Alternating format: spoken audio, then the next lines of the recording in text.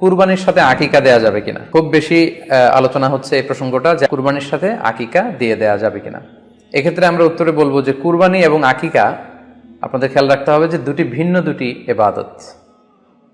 প্রথম কথা হচ্ছে ইবাদত ভিন্ন দুটি ইবাদত। কারণ কুরবানি এটা বছরের একটা নির্ধারিত সময়, জিলহজের 10 তারিখে, এবং তারপরে আরো 2 দিন বা 3 দিন, এই সময়গুলোতে আপনি কুরবানি করতে পারবেন। তাহলে এটা হজের মৌসুমে জিলহজ মাসে করতে হয় কুরবানি। কিন্তু আকিকা কিন্তু এরকম না। আকিকাটা যে কোনো মাসে হতে পারে। আকিকাটা হচ্ছে নবজাতক সন্তানের ভূমিষ্ঠ হওয়ার পরে শুকরিয়া স্বরূপ আল্লাহর কাছে যে কুরবানিটা করতে হয় সেটাকে আমরা বলি আকিকা।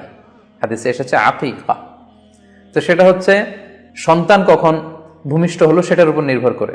কারো সন্তান রমাদানে হতে পারে, কারো সন্তান জিলহজ মাসেও হতে পারে, শাওয়ালে হতে পারে, রজাবে হতে পারে। আকিকা হচ্ছে বাচ্চা যেদিন জন্মগ্রহণ করবে, সন্তান ভূমিষ্ঠ হওয়ার 7 দিন পরে। তাহলে ভিন্ন দুইটা ইবাদত, দুই সময়ের ইবাদত।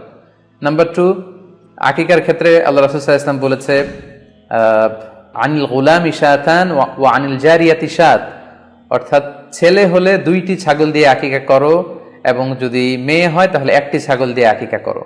তো সেক্ষেত্রে কুরবানিতে কিন্তু এরকম বিধান নেই। কুরবানিতে কিন্তু 1টি ছাগল দিয়ে আপনি কুরবানি করলে কুরবানি হয়ে যাচ্ছে, সেখানে 2টি ছাগল দেওয়া লাগবে এমন কোনো কথা নেই। তো এভাবে আমরা বুঝতে পারতেছি, খুবই স্পষ্টত কমন সেন্স খাটালেও আমরা বুঝতে পারতেছি, এবং আল্লাহ রাসূল সাল্লাল্লাহু আলাইহি ওয়াসাল্লামের ভাষ্যগুলো অনুসারে আমরা বুঝতে পারছি দুইটা 2 ধরনের ইবাদত। যদিও এই 2 ইবাদতে কিছুটা মিল আছে, কিন্তু দুইটা 2 সময়ের ইবাদত, দুইটা আলাদা, দুটি উপলক্ষ, দুইটার আলাদা নির্ধারিত সময় রয়েছে।